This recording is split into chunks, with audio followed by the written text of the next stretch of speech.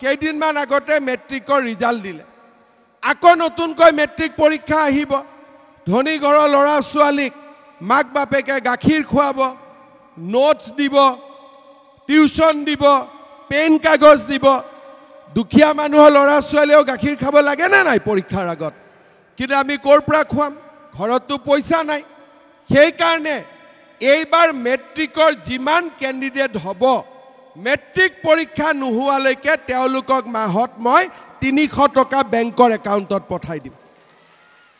যাতে ল'ৰা ছোৱালীবিলাকে নোটছ কিনিব পাৰে দৰকাৰ হলে কাৰোবাৰ পৰা পঢ়িব পাৰে দৰকাৰ হলে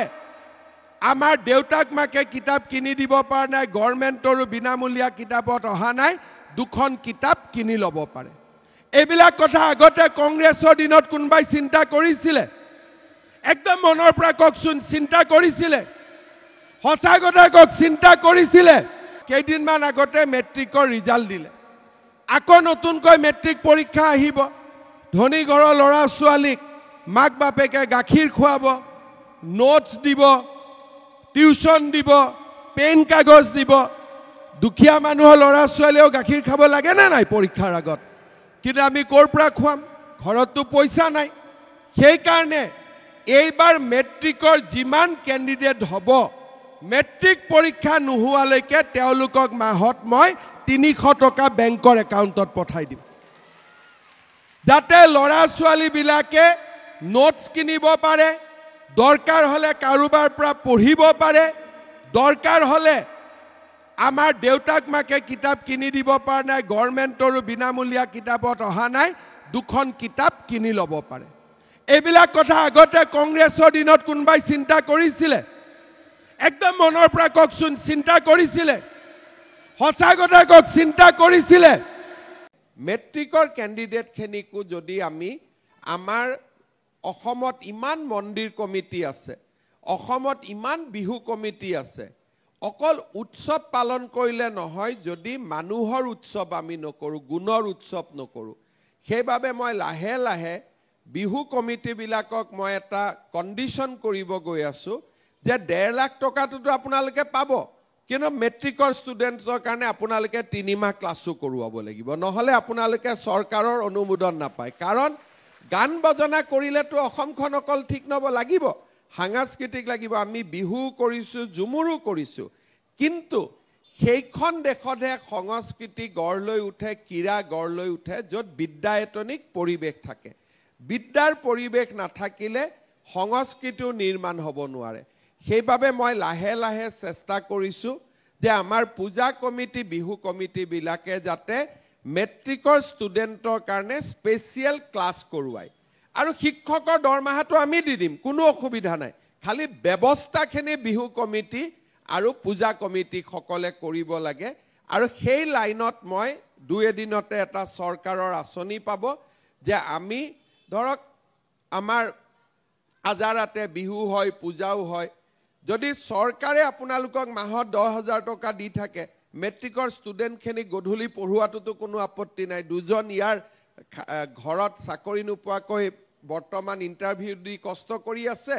বা বিএডো পঢ়ি আছে ক্লাছটো কৰিলে তেওঁলোকৰ ট্ৰেইনিংও হৈ যাব বিএডৰ গতিকে এই ধৰণৰ নতুন নতুন সামাজিক চিন্তা আমাৰ অসমত হ'ব লাগে নহলে আমাৰ অসমখনত আমি গতানুগতিকতাৰ মাজত চলি আছিলো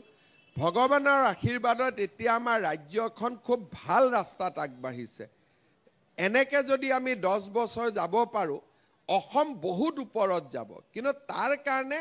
মানুহ সামাজিকভাৱে চৰকাৰে অকলে কৰিব নোৱাৰে ৰাইজে তাত সহায় কৰিলে ৰাইজ আৰু চৰকাৰে মিলি আমি অসমখনক ধুনীয়াও কৰিব পাৰো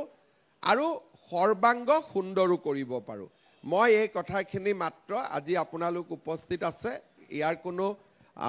এটা চিন্তাৰ খোৰাক হিচাপে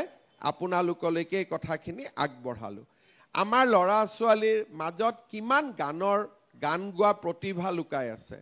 আমাৰ যদি প্ৰত্যেকখন সমাজতে এখন ভাল মিউজিক স্কুল থাকে আমাৰ খেলপথাৰ আছে খেলপথাৰ লগত যদি এটা